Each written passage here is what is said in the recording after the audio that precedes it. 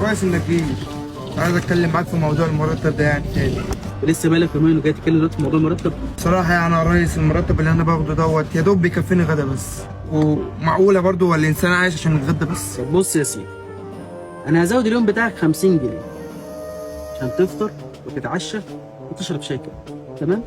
والله هو كلامك على راسي، بس يعني هو الانسان يعني عايش عشان ياكل ويشرب بس؟ أمال عايز إيه؟ هو مش في صيف محتاجين له تيشيرت وبنطلون، وشتاء محتاجين له جاكيت؟ طب بص يا سيدي، انا هزود اليوم بتاعك كمان 100 جنيه عشان تاكل وتشرب وتلبس كده.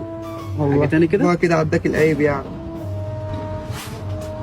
بس مع احترام الكلام سعادتك يعني، هو الانسان عايش عشان ياكل ويشرب ويلبس؟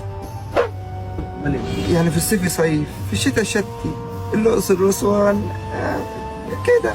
صيف تشتي؟ ده انا يا ابني ما بنروحهمش مع بعض. لا، ده انت لازم تروح. ليه يعني؟